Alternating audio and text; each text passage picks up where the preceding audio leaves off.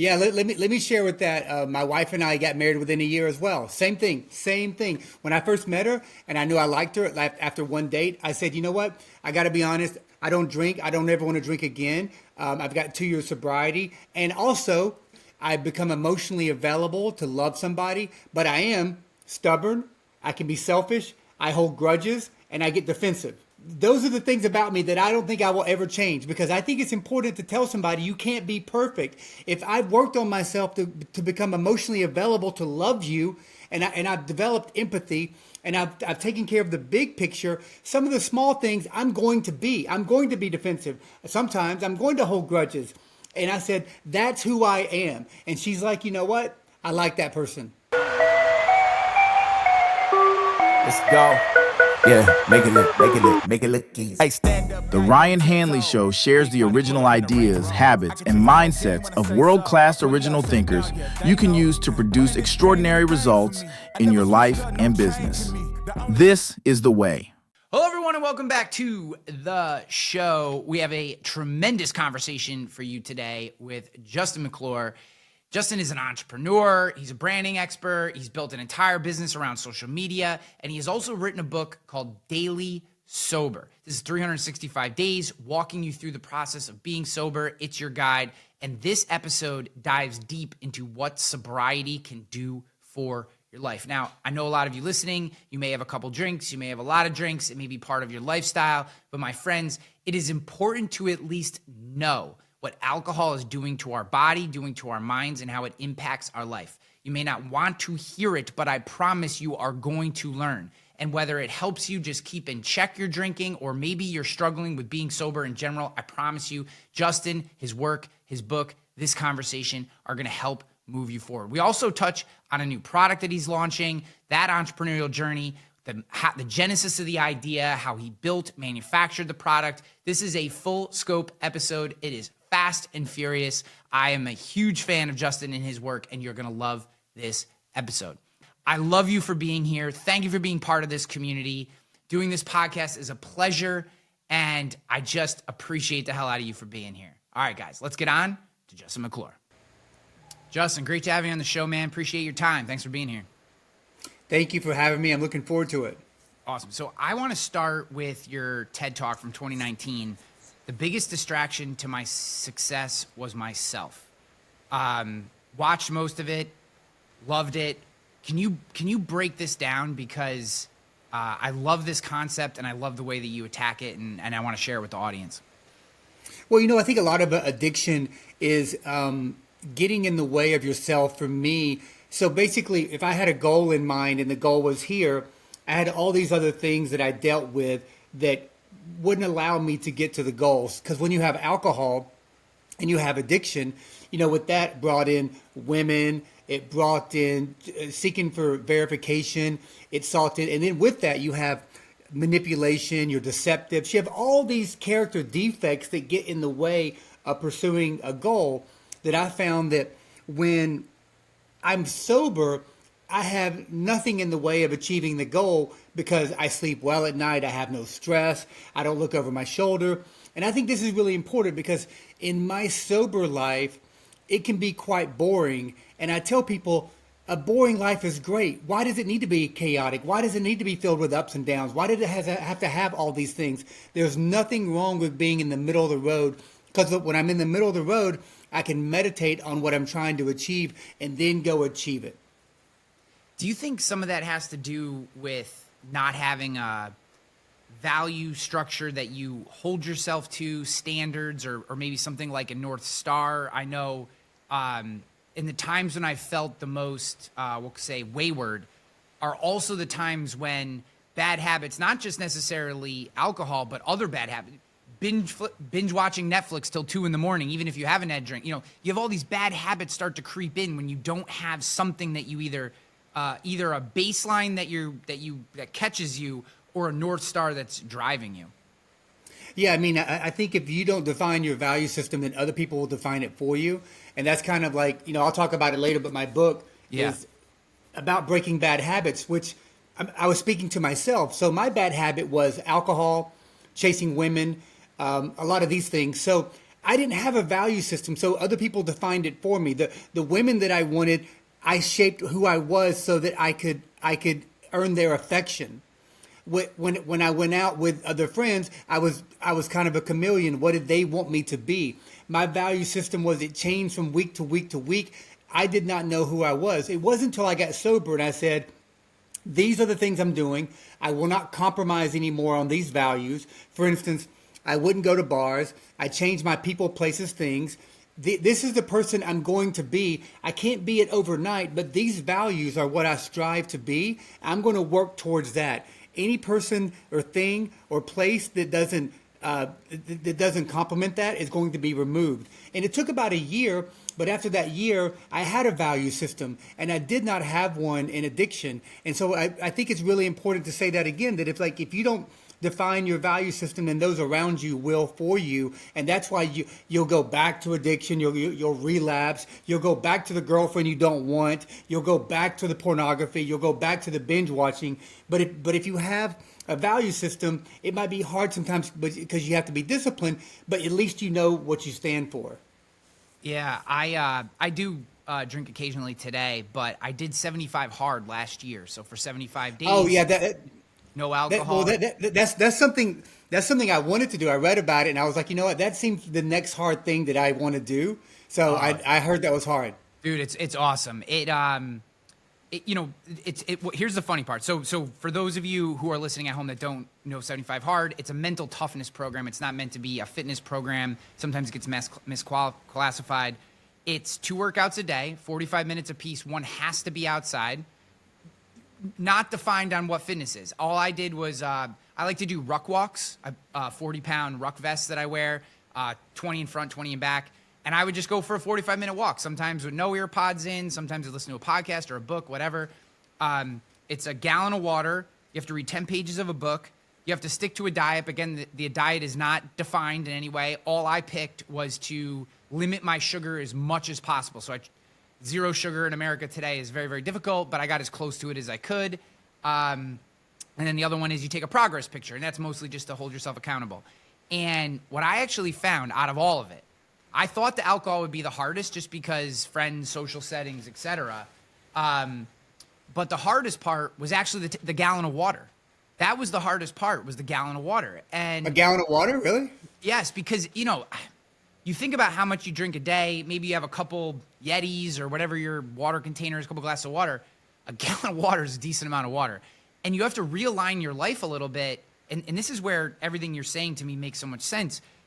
I had to realign my life to the fact that, the simple truth was I was going to pee 15 times a day.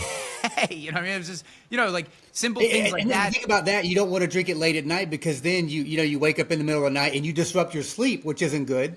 Yeah. I made that mistake one day. It was 11 p.m. and I had only had a tenth of the water I was supposed to drink. And, so I chugged, basically almost a gallon of water in an hour, and then that night was wrecked. But my point, getting back to what you're saying, is what I found really interesting during, being sober for 75 days was the people that I actually would want in my life, if I were to do a true audit, could give 2 shits that I wasn't having a drink at the party or whatever we were doing. I do some speaking, you go to events, and you think oh, what am I going to do if I don't have a beer in my hand or whatever?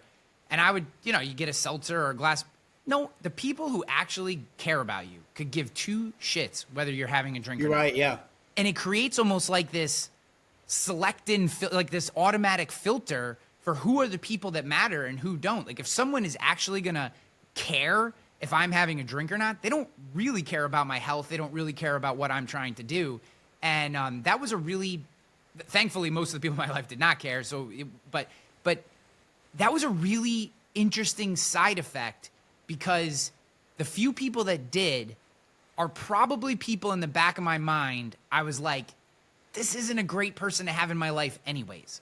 And this just gave me an easy reason to step away from that relationship. Well, once again, you defined a value system there. That was my value system as well. I helped somebody with this last week. She's like, Justin, every time I go out with these people, it's work related. And it seems like I always have to have wine to be out with them. And I said, well, how is it work related if you have to have wine? There's nothing about working that's wine related. These are people that if you're trying to be sober and they're trying to encourage you to drink wine, how are they really your friend? And it goes back to the story that I told her.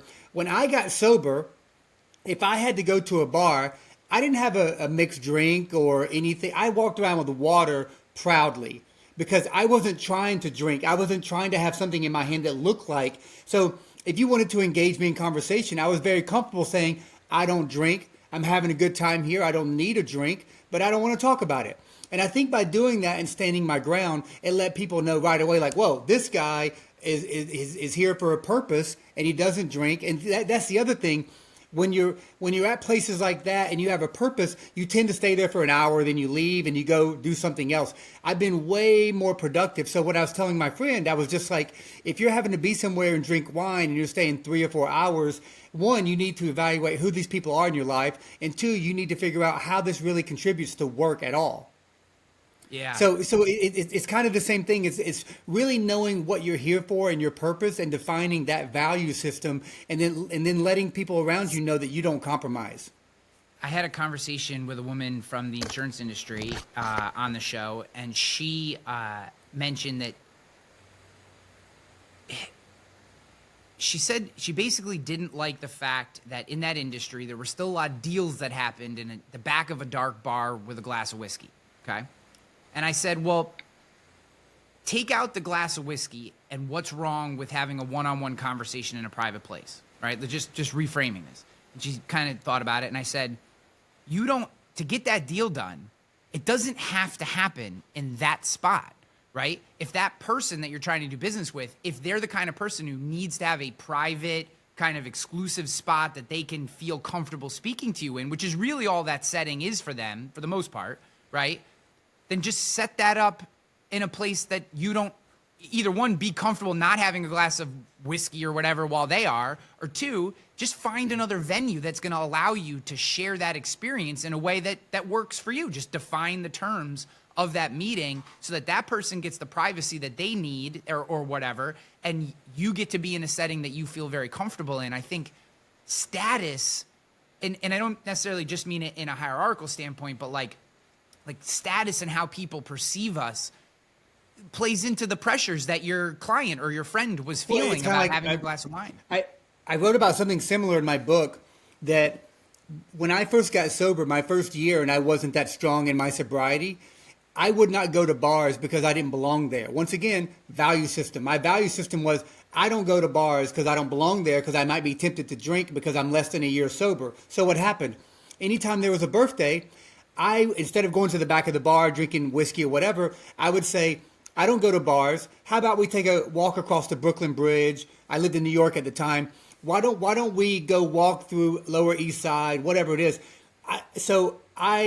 Instead of adhering to what they wanted to do, I made a suggestion that was better than that for me. So instead of going to the back of the bar, I said, why don't we talk about our deal walking across the Brooklyn Bridge? Why do we need to be in the back of the bar? So by eliminating a bad place, I also protected myself from doing something I didn't want to do, which was go back to drinking, which would have gone back probably to 3 or 4 other things that kind of are downstream from the drinking. Yeah, and you said it a couple times, and it's 100% true. These are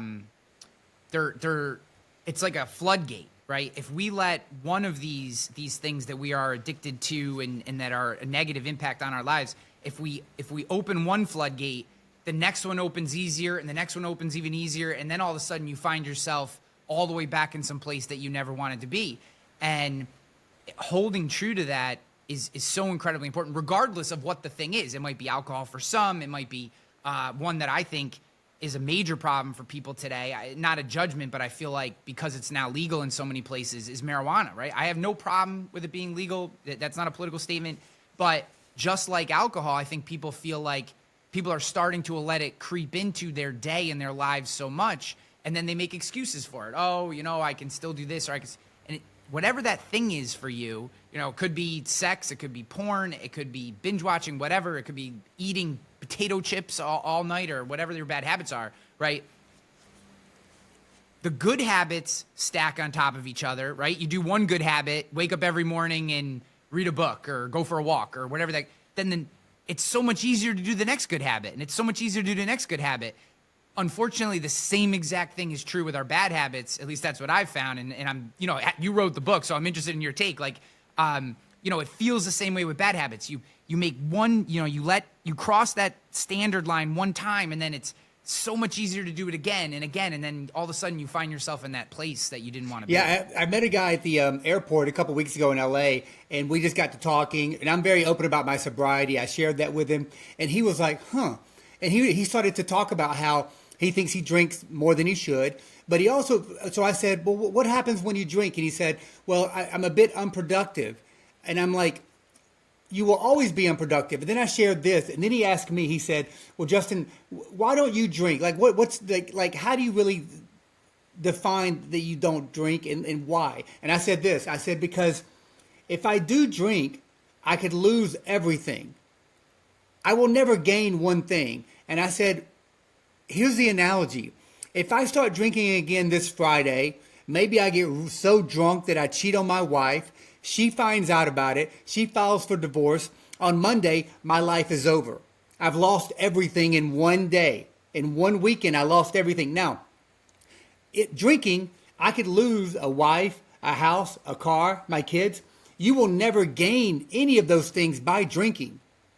You will never gain. So as a smart person using logic, I told him, why would I ever drink again knowing that I could lose everything? I will not gain anything. I'm not a 22-year-old man anymore. There's no time for that in my life.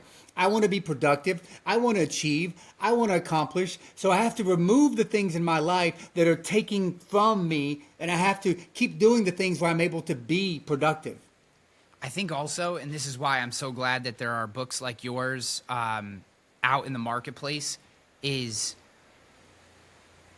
there is a lack of understanding of the impact that alcohol has on our body, particularly as we age. And certainly it has an impact when we're younger, but as we age in particular, if you're even drinking a beer every night, your sleep is that much less, right? Just say it's 10% less. It's probably more, but say you have, and I actually did I wore a Whoop strap for 6 months this year just to track sleep and other things.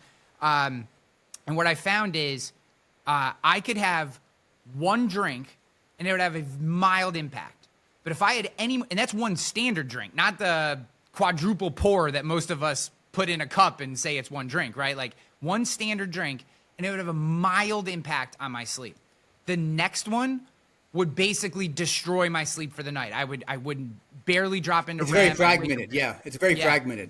And so here we are, we're thinking, oh, I had a stressful day or a long day, and it's a Tuesday, and I'll have a couple beers just to wind into the evening, and the kids will play, no big deal. I'm at home. I'm not going to get any trouble. It's all good.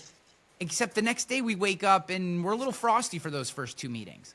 And then that starts to snowball. And now every day we're waking up and having to deal with these effects that are compounding on each other because we're not sleeping well. We're not being productive those first few hours. We're not going for that walk, et cetera. And then we wonder why we don't hit our goals. Now, I think you can insert that for a lot of things, not just alcohol, but it's we lack an understanding of the impact on our lives these small decisions have. You know what? This is probably my most passionate subject.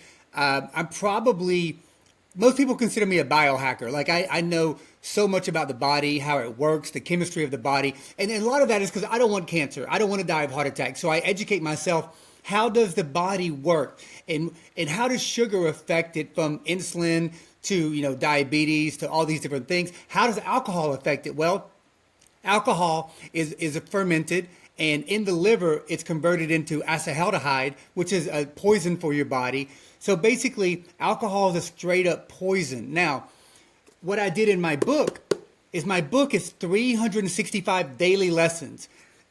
Twice a month, I talk about what alcohol does to certain parts of the body. So here, for August 8th, alcohol's impact on the heart. So I get into the technical side of, if you drink alcohol and it's a chronic problem, well, this is what it's going to do to your heart over time. And so In my book, I go through the liver, I go through sleep, I go through the pancreas, I go through the brain. If you choose to drink and you indulge too much, this is what it's going to do to your body. And by doing that, I want to let people know that it's not out of sight, out of mind, out of body.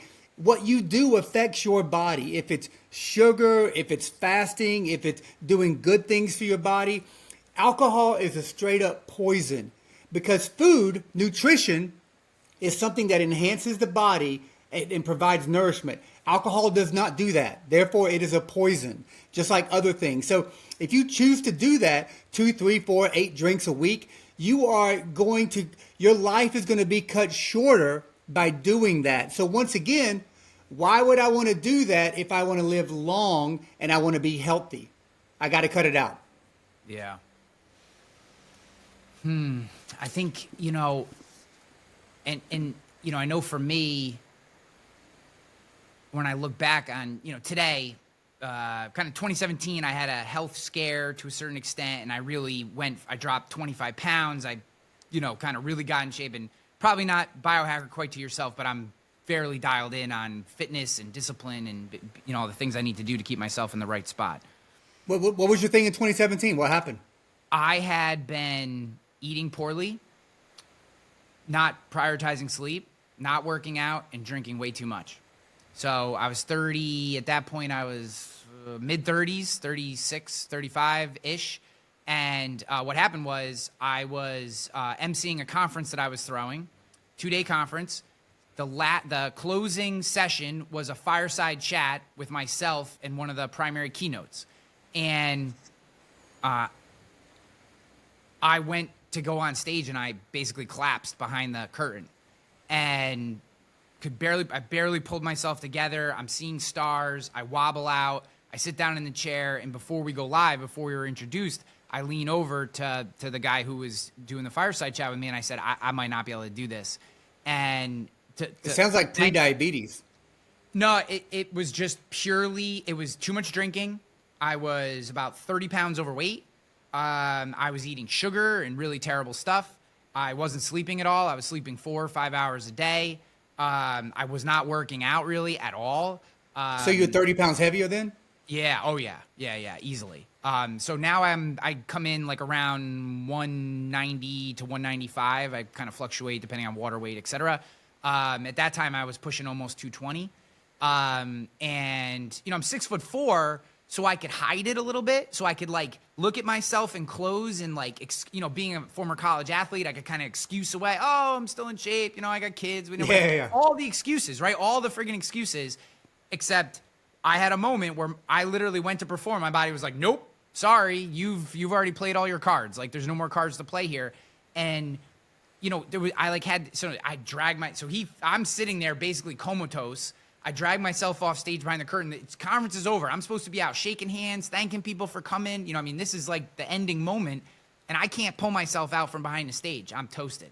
And I said, this will never happen again. Like I need and should be able to get through 2 days of emceeing a conference and not pass out on the floor. Like that's completely ridiculous. Yeah. And that's when I changed everything in terms of all these things. And well, you had a health scare. But you know what? Do you know the biggest sign of a heart attack? No. Death. Yeah. So, if you wait till you're 53, the first sign of a heart attack might be you die. So what I tell people is that for me, one, I go get all my tests done. I see all my numbers and even the scary stuff. I want to know the scary stuff. And fortunately for me, I've been very, very healthy. I was also an athlete. And I cut out alcohol long enough to my liver got to rebuild, all these kind of things. But, the most important thing is that I want longevity in my life. I don't want to die at 76 and start taking pills at 66 where I have gout and diabetes and I in my last 10 years are not being mobile. I really think we can die at 94 and just fall over. Like we just fall over dead, right? So I'm trying to set up my life, and the education that I'm trying to give people through, the biochemistry of things is that you had a scare and you were able to recover from that. Probably because you had a life of being an athlete and you're in good shape and you had good metabolism, so your body's able to recover.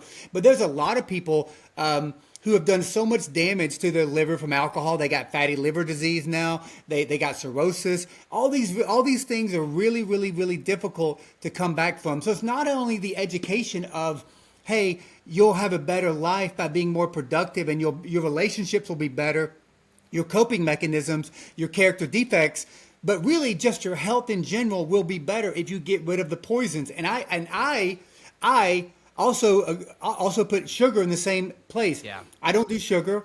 I think it's one of the worst things for us. And what I tell my wife and what I tell people is this world doesn't care if we survive.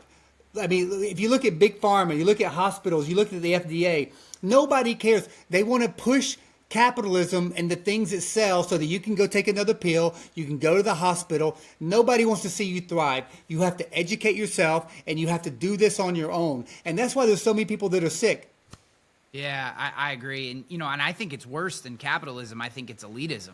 I think it's because what's happening in most of the organizations that you just mentioned, at least from my perspective, has very little to do with capitalism. It has everything to do with a few people making an incredible amount of money and being willing to tell us whatever they believe we need to hear in order to listen to them. I mean, I say that in tongue in cheek and possibly a bit of hyperbole, but if it wasn't for what happened in the tobacco lobby and the sugar lobby, coming in and telling us that salt was the problem and not sugar, right? Sugar could be a Schedule I drug. I mean, what it does to your body, the effect that it has. I mean, we look at people having sugar highs and we're like, oh, that's no big deal. You give a kid a candy bar and watch what happens to them. They literally become a different human being. Look at adults. Well, yeah, that's why I've been preaching for the longest time in schools. It's not ADHD and all these other things. It's kids have too much sugar. They don't know how to deal with the impact and the effects of this sugar malfunction up and down. I mean, I have kids. My twins are 11 and my boy's 6. They're totally like they're so mild-mannered and calm, and they're great because they don't have the sugars up and down because they don't do sugar. When I'm around these other kids that have sugar all the time, they go up and down, up and down. And how does a parent solve the problem? More sugar. Here's more sugar for my kid. And meanwhile, there's kids now that are 11, 12, they're pre-diabetic.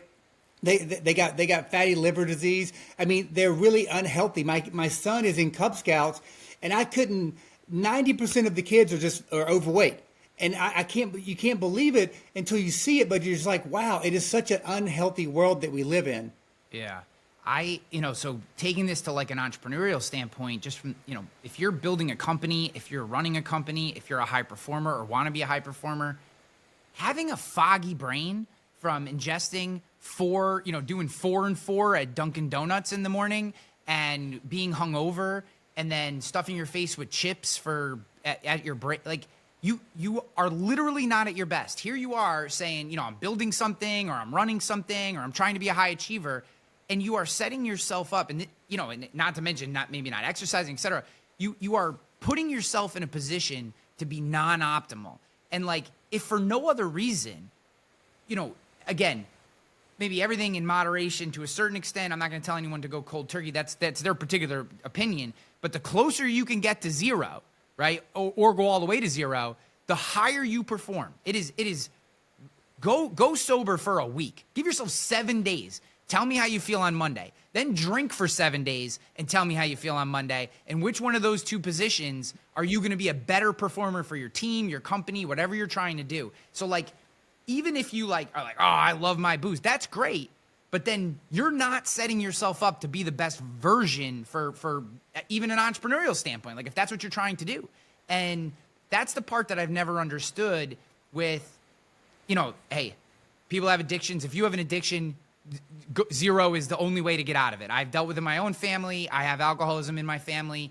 My father went to jail twice for alcohol-related things. Like, I'm well aware of the impact that it has on people's lives and how it can destroy them, even if it doesn't kill them, right? Even, non-death scenarios can have major, major impacts on family. But even if it is going to be part of what you do, doing it in a mild, moderate, and controlled way is... If you go in excess, you are literally setting your business up for failure, your life up for failure. You're not going to have a good relationship with your spouse. I mean, that's the thing. I've had people tell me, especially, so and you probably get this more than I do, right? I had 75-day period, so you get it more than I do. But during that 75 days, everyone would tell you their my wife and I, we get along better when we have a glass of wine together. Okay, that sounds like a deeper problem to me than, if you can't have a good time with your spouse at home without having a glass of wine, that sounds like maybe you have a bigger problem, right? If you can't have a good time with your buddies without pounding 7 beers on a Sunday watching a football game, that sounds like a bigger problem with how you communicate and the buddies you have than you need a drink, right? There's a bigger problem. Yeah, no, let me share on that. I mean, my wife doesn't drink. She never had a problem, but she just chooses not to drink. I don't drink because I have, addiction. But let me tell you, like, my wife is my best friend. We get along so well. We never fight. When we do, it's very rarely. Like, if we fight 2 days out of the month, this is funny. When I tell people this, I say, my wife and I might fight 2 days out of the month. And when we do fight, I'm like, let's roll the sleeves up and let's go. Because if there's 30 days in a month and you fight 2 of those are pretty good stats. So sometimes when we're about to fight, I'm like, okay, is today one of these days? Is today the day? All right, let's go. Let's go. Because, like my wife can take my phone at any point. Sobriety makes you make good decisions in your life. I don't hide anything from her.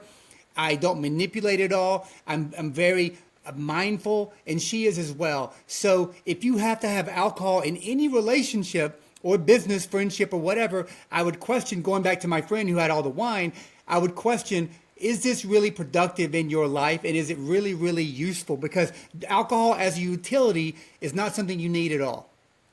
Have you talked to like a 22 or 23-year-old about what constitutes being in a relationship today?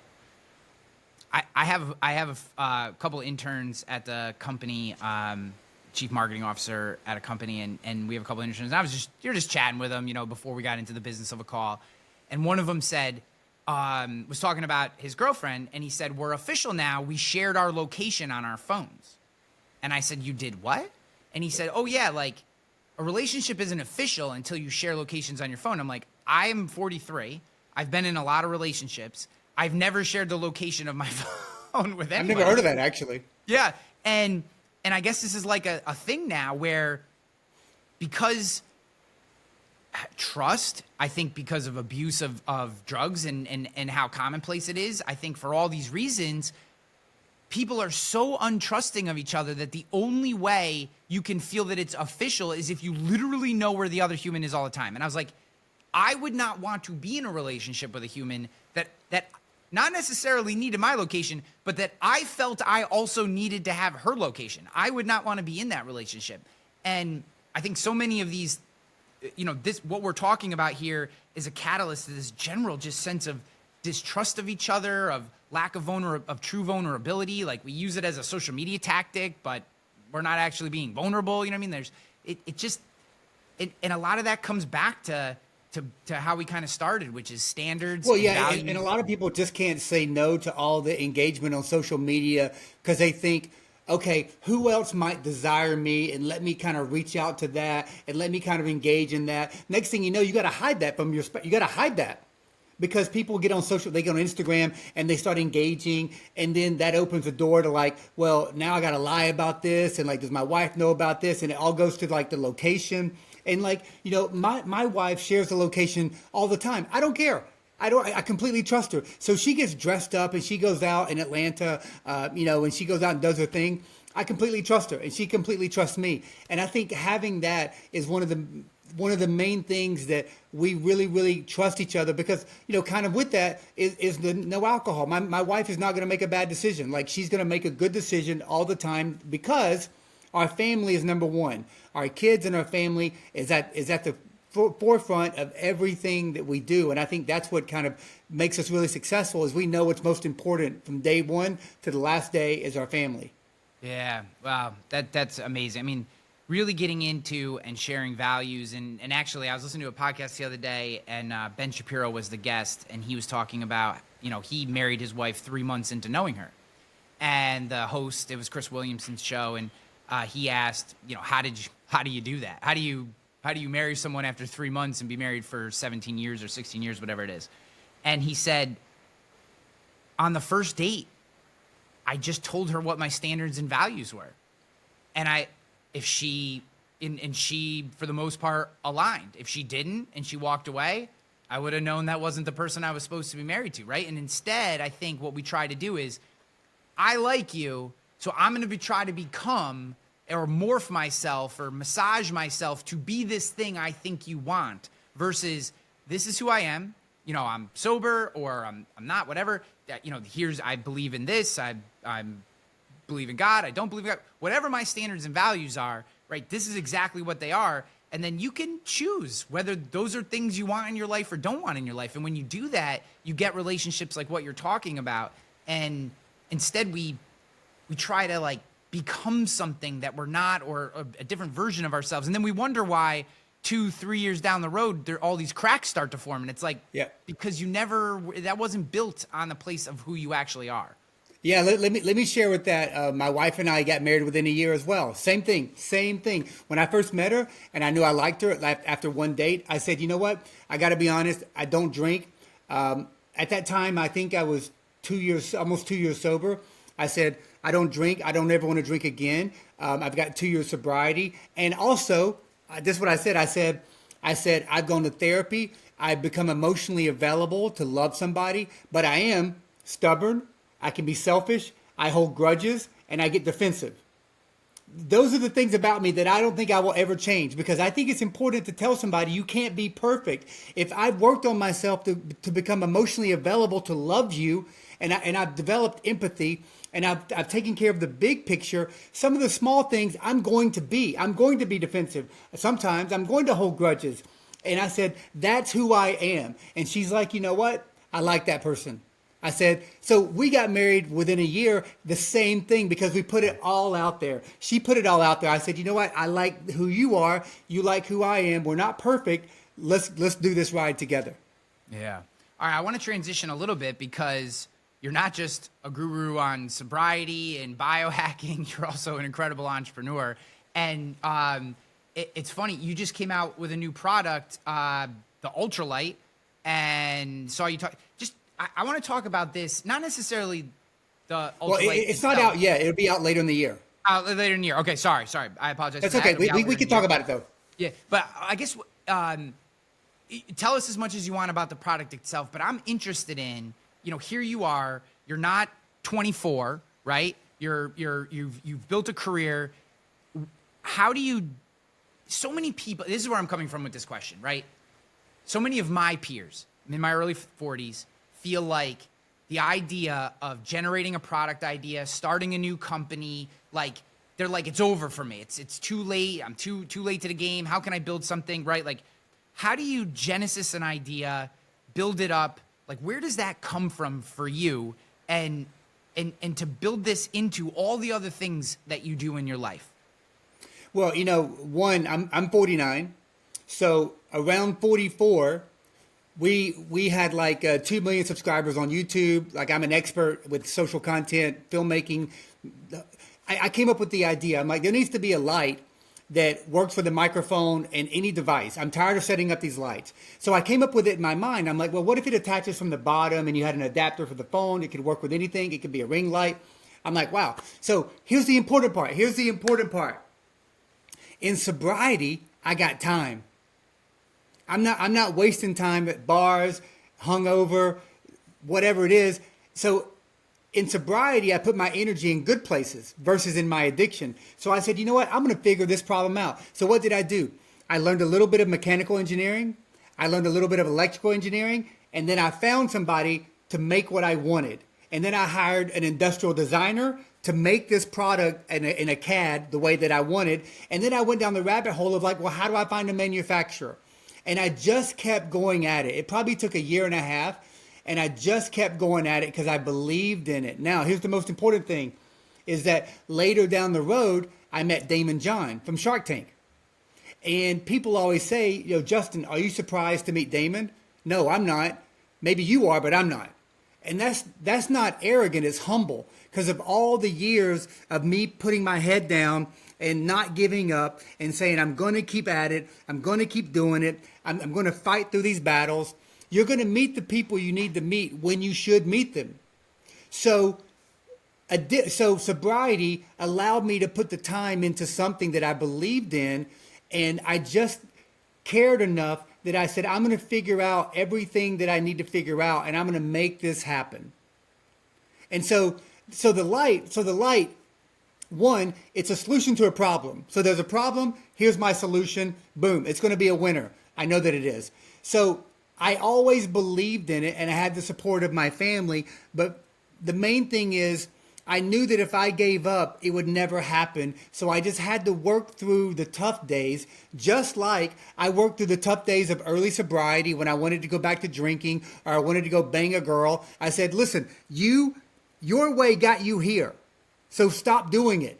If today is tough, then sit in it and be sad. Sit in it, be angry, but don't go do the thing.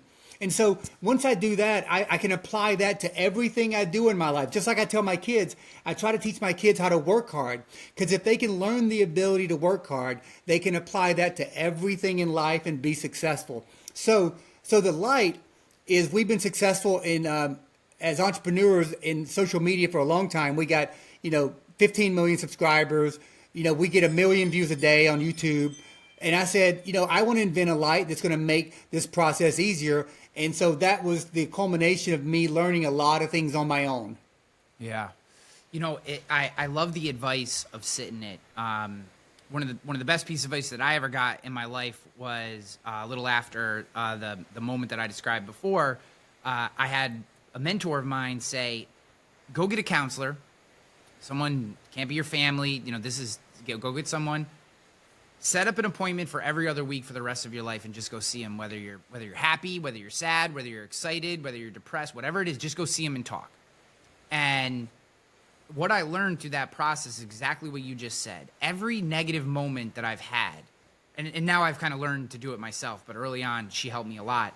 One of the instances was my divorce. 3 years ago I got divorced. It was completely blindsided me. And within 2 months, I was operational again. Not because I was happy about the situation, I wasn't. But the first thing she said to me when I sat down and I told her was, just let it flow through you. She's like, all the pain, all the frustration, all the hurt, the guilt, or whatever the feelings are that you're having, like, feel them all. Be sad, be guilty, be shameful, be whatever those things are that come to you. Be those things, like, experience it, live it. Sit on the couch face down with drool coming out of your mouth for a day. Take a day off from it. Because if that's what you need, go through it. Don't bottle it up. And yeah, it was shitty for 6-7 weeks. And then I woke up one day and I was like, okay. I mean, I'm not happy. I don't like what's happening, but I'll survive. I'm going to be okay. I can move forward now, right? I'm good. I told somebody that recently, and I told a story in here. I was helping somebody one time in sobriety, and her dad died, and she drank, and then she got sad, and she told me she drank because her dad died, and I said, no, you didn't. You drank because you wanted to. And now you're sitting on the bed, and you're trying to escape by going shopping. I said, don't go shopping. Sit on your bed and cry until you don't cry anymore. That's what I believe, and I believe as a Stoic that when I feel a certain way, if I'm sad, I need to sit here and say, you know what? I'm sad right now and it sucks. But as soon as you can really feel it, you go up from there. That's as far as, that's what I tell people. Like, I had a friend who had, stage 4 cancer. I'm not the type of person to say, you're going to beat it. You're going to beat it. You're going to beat it. What I told this person was, I said, man, this is really scary. How does it really make you feel? And what if you don't beat it? Like, how does it make you feel? And that person, it brought them to here, but then they were able to talk about it, and they were able to work themselves up higher than that because they really understood the reality of something. Sometimes the reality isn't good.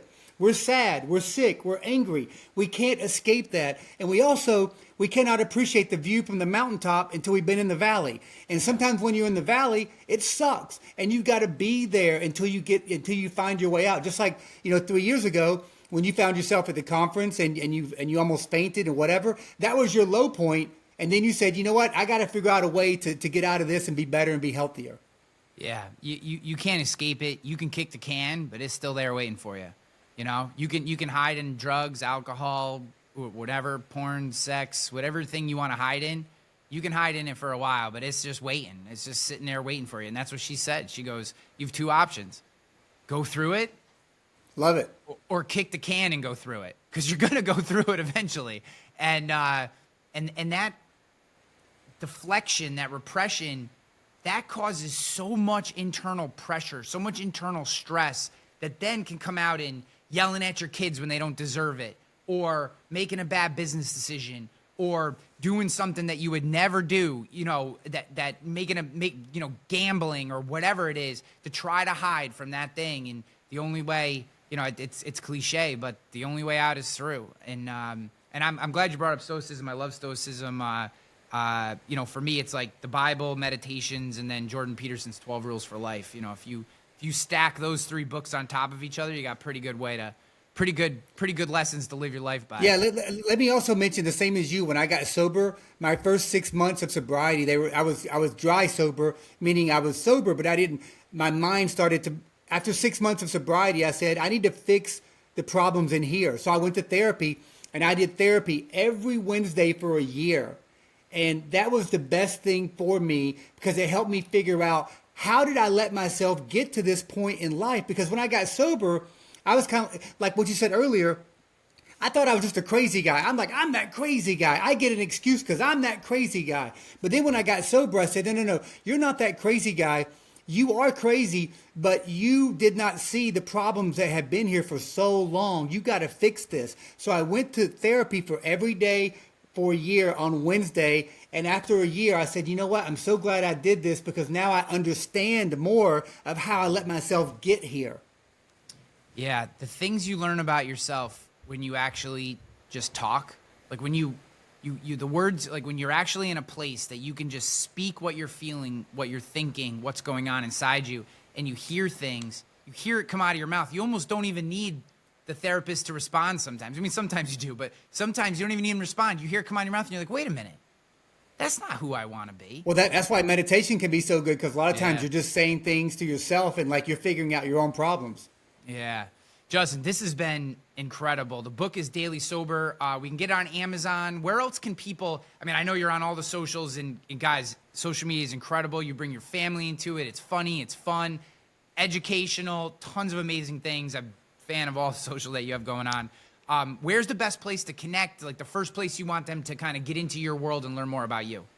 If people like YouTube, you can find us on YouTube, Mighty McClure's. But if you want to contact me personally, you go to Instagram and type in Justin McClure, JK McClure. You can get to my Daily Sober there, the Ultralight, whatever it is. And I'm here to always help people. If it's sobriety, or how I can help people maybe find a manufacturer for their product. I'm here to, I want to see people win. And that's how I became partners with Damon John.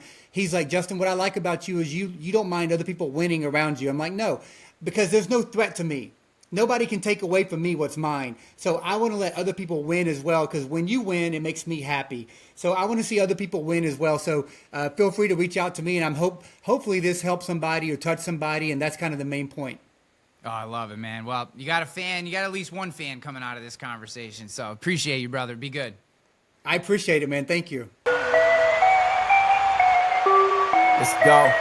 Yeah, make it look easy. Hey, stand up. Thank you for listening to The Ryan Hanley Show. Be sure to subscribe and leave us a comment or review wherever you listen to podcasts. Came in a thing for me. I never switched up, no change in me. The only thing changing is